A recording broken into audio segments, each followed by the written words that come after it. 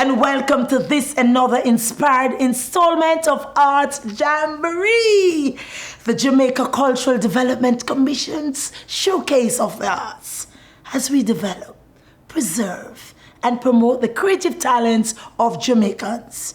I'm Dion Silvera, and today we'll be showing you a glimpse at what it takes to bring to life an award-winning piece of visual art, from concept to execution. Believe me, I wish I could see the world through some of these people's eyes. But let me allow them to paint the picture for you. Soon come. The visual arts competition at JCDC is well over 50 years old, and it was birthed as an opportunity to give artists a platform to express themselves. And we also want to unearth the talent, expose the talent, and showcase the talent. So we want to let people know who is out there, what they're doing, and what makes them special and unique, and to get people to invest in their art and in the artists themselves. We have 7 categories, which include painting, photography, sculpture, ceramics, textiles, and fiber arts.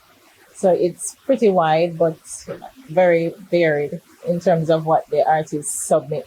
So we don't actually have prescriptions as to what you should do. We don't have themes. We leave the creativity open to the artists, and we just judge what we get each year.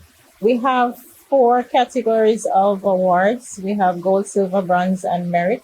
In order to get a gold award, you need to balance the idea with the work with your technical skills. So you need to have a harmonious balance between the two. It's not just showcasing what you can do with your hand, but also what you have to say.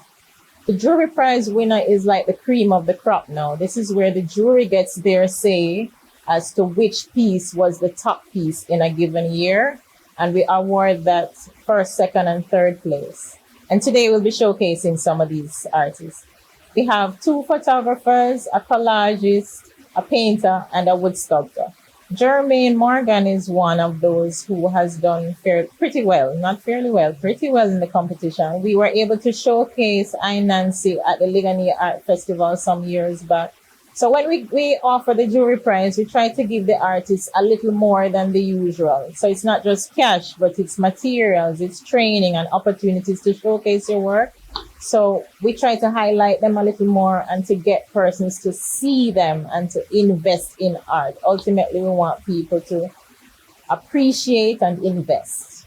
So JCDC is a very important platform. Artists here in Jamaica don't have a lot of opportunities, and JCDC is a very important part of that opportunity to showcase your talent. But it's not just that, we're kind of woven into the fabric of the creative culture of Jamaica.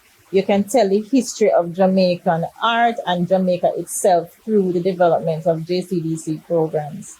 There's just a wide cross-section of creative persons, and their artistry is there for you to see. A lot of our most notable visual artists came through the JCDC program, and so it's a good platform to get a start. So if you want a leg up, this is it. I was probably born in the field of visual arts in a way, because my father is very interested in classical art and music, so that would have been a given. I'm not one for going out and spending a lot of money on canvas and paints. Let's just get that clear. So I discovered that cardboard has fabulous properties. And the one that really came up for me was that if you tear the cardboard up properly and paint it, you have zinc. And once I discovered I could make zinc, then it meant I had somewhere to hang my signs, because at that point I was making these little Jamaican signs on wood that everywhere I go and I see signage, I take a picture or I write it down, so that I've collected over the years a lot of signage for Jamaica.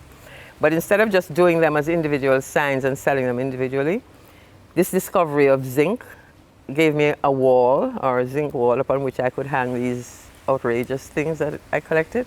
And then that developed into making the buildings behind and, adding on all the rest. So it just grew organically out of that. I tend to go for beauty. I'm ruled by Venus. I like raw, random beauty is what appeals to me. And that can come anywhere in any shape or form. It can be a rock on the beach, it can be a beautiful tree, a beautiful person. And I like to juxtapose different ideas. And I like to have different planes and textures. So it's really all about a mixture of life. as it is. And then I just begin by putting a quick sketch. Let's say I did a beautiful junction road piece, but then I put it about jerk. It's about jerk, but in jerk in junction. So it's called junction jerk. But I love building the mountains and putting in the road and using whatever, and it's paper and it's sandpaper and it's rough stuff to build up the texture. I throw paint on it at the same time. I glue on more and I throw more on, and it starts to form. You know, it's like creating a three-dimensional piece out of nothing. Everything that people dispose of, trash is what I use. That's my material. You throw away your tea boxes and your orange bags and your biscuit things and whatever, and I collect all of that, and then I find a way to twist them up, tear them up. I construct. I literally make little scenes where I do mini construction, and so there's more tearing than cutting, and probably more gluing than painting, but there is a little of something on everything. You know, if you look at it, you'll sort of recognize some things that could have passed through to your garbage can, but I rescue them. But if you're looking for an actual fine painting, you know, with proper oil paints, with the proper sable brushes or whatever, you wouldn't come to me. Because my process is rough, organic, physical, very physical, my work. It's always about manipulating something. I'm not really a believer in coincidences, but I wasn't thinking about JCDC at all. I was playing in my studio. A friend from the neighborhood came by to see my sister, to have a meeting. Saw these things. I said, oh my gosh, blah, blah, blah. Why don't you enter the JCDC? I was, really, you think so with this? I mean, this is just garbage I've put together here, you know, it's not an oil painting. And she was like, no, I think they're very interesting. I think you should enter. And it was coming up. It was coming up really soon. So while the idea was fresh, I actually went ahead and got the forms. And I entered. And the first time I went in, those same pieces got in. The second time I entered, because now I thought, oh, somebody likes it. So I went up a bit with it. I went to Ligonier Art Festival, I think, with them, and the first thing I sold was one of these. And they weren't framed or nothing, no glass, no frame. They were just hanging on a string. And I thought, well, they like it, so I kept on and made them a little bigger. The second time I entered is when I won the jury first place prize winner.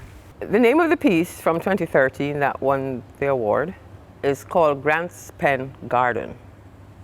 And it was just a classic Nancy moment. I'm driving through Grant's Pen. I used to have a little Canon ELPH on me at all times because I love shooting candid shots of everything I see. I have 18,000 images in my laptop, yes.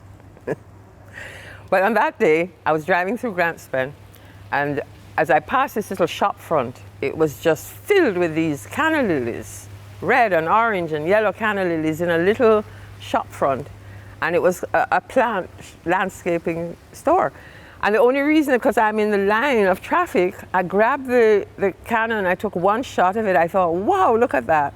I took the one shot, and it just sort of propelled itself onto a big piece of cardboard. And then I added onto it, which was great. I had the black mesh that you needed for the plant side. I wanted to fill out, it was quite a big background, so I needed to fill it out. And the most remarkable thing happened that I was looking for something to put on the right side, and I went and pulled out randomly an Architectural Digest magazine, flipped, and found the matching piece for my piece was just there on the page, and I just had to rip it out, and it just went right into the right side. And then I knew that there's a lot of magic in this mixed media thing. It's full of magic. This kind of thing happens to me all the time.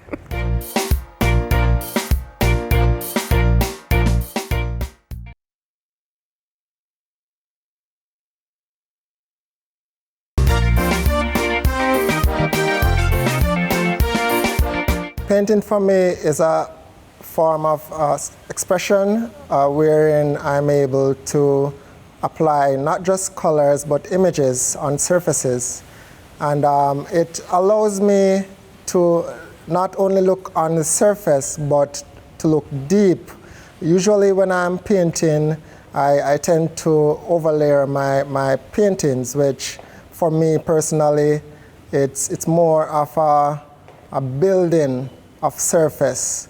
So it's not just what you see, but it goes beyond what you see on the surface. My style of painting pretty much goes from conceptual portraits to figures, wherein I tend to distort my images and realign those distorted pieces, so it's more like a puzzle.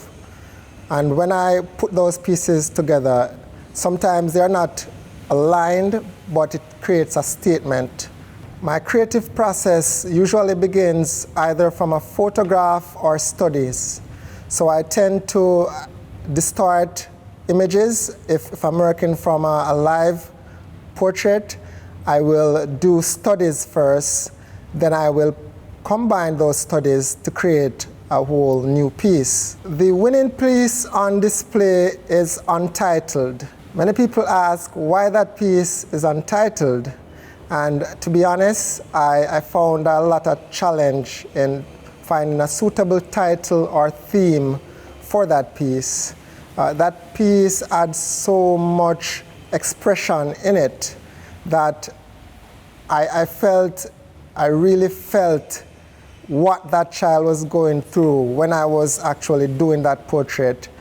And that piece, I tend to focus a lot on the eyes, because the eyes tell the story.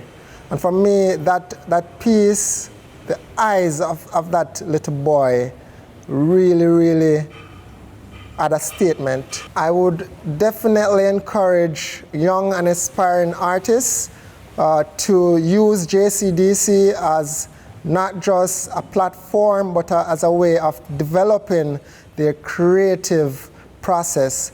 Because since entering the JCDC, it has led me to be very disciplined. I have a certain level of stick-to-itiveness, and I always seek to do my best and put my best foot forward. My journey in photography has evolved quite a bit. I still shoot different genres, but when I think of myself as a photographer and style, I think of candid street photography. I fell in love with that a long time ago, and the challenges that come with it, it's so real, it's not staged.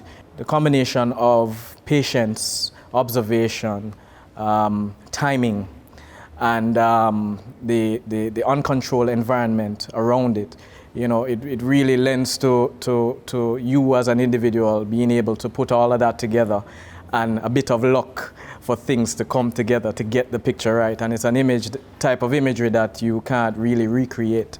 So, you know, that's as best as I can describe. Preparation is key.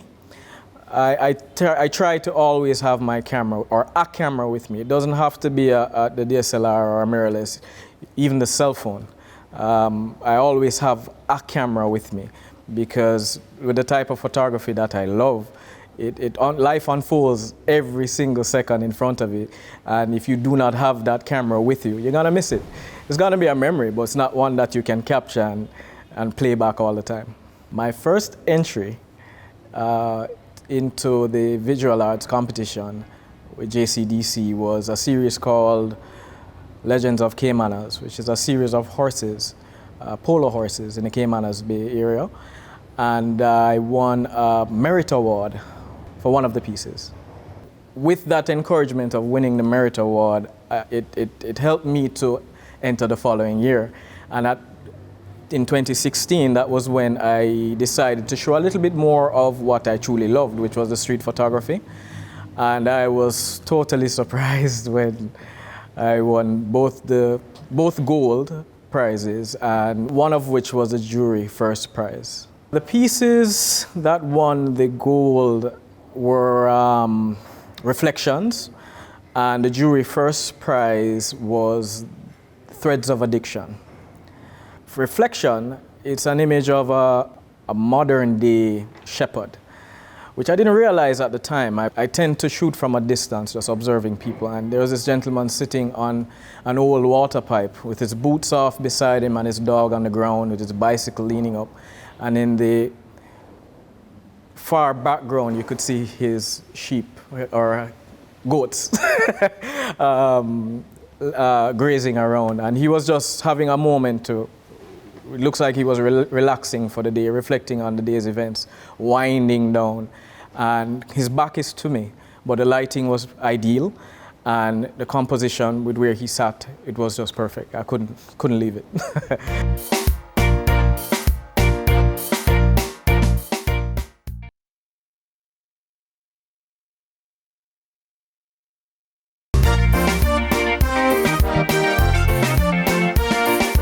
I got my first camera in 1996. Yeah, and it was later stolen, unfortunately. But as I progressed, I became more interested in photography through one of my co-workers. And then later on, I decided to take it on a little bit more professional, in the sense that learn about the art, how to use a camera, how to manipulate, shoot manually. So I was under the tutelage of Andrew Smith and Donette Zaka, which are both Jamaican photographers. Basically, my inspiration for my images, I will see something, I may like it. So it's more inner being, in a sense. I consider myself uniquely different, so my image or my work should emit that from it. Photography is about observation, exploration, and for me, I would look. Certain things I may be drawn to, so it's more like your instinct. So I may see a particular, I like textures, I like tones, I like things that are not cliche and visually different. So I will see something, and as usual, you compose your image, and from there, I may make adjustments within my camera. So if I want it a little bit darker, or depending on the lighting, I will adjust in camera for that. Once I shoot, post-production, my editing is usually simple, not a lot of manipulation of the image. If it has textures, I may enhance for color, contrast, dark, light, so it gives a different feel or a different mood. If I'm shooting people or landscape, if I want an age look or a sort of emotion from a particular image, I will change the undertones, reducing distractions, and usually I'm more like a spin-off for black and white or sepia. I was under the tutelage of Donette Zaka, who I met by enrolling into a course at Edna Manley College of Visual and Performing Arts. So it's through that introductory photography course with her that she introduced her class to the JCDC competition. I was a little bit hesitant because, you know, showing your images and just the thought of not being accepted, that failure aspect of it, she said no, she encouraged her students to just go for it. And so I selected, that was in 2014. I selected, that was the first time I was entering JCDC. So one of the images, Exploring a World Before Me, was selected for bronze, along with another piece that got merit. So that was my first time entering JCDC. Since then, I entered twice, which the second time, my piece Red, and also a piece called Sisters. Red got gold, and it was a sole gold, the only gold in Jamaica that year, which is really exciting. And I also got the first place jury prize. Red came about accidentally. So I was on a photo shoot with one of my colleagues. I think it was Patrick Planter or Frank Marsh. Either one would say they were the ones that assisted with it, but I'll give both of them props. So we went, and I was looking for inspiration, which I wasn't finding. And they pointed out the subject, which I won't tell you what it is right now. And so I went, I started seeing textures, I started seeing different elements I was shooting. And I was like, whoa, this is interesting. So I got a lot of frames in. So post-production, I plugged in the SIM card, the card into my computer, and I started editing. So Red had two editing tones, one totally black and white, and the other, I kept it to its true color, true component, enhancing light, dark, contrast, textures, and that is what you do when you're editing an image. You kind of feel, you kind of look, you say, okay, does it look better this way?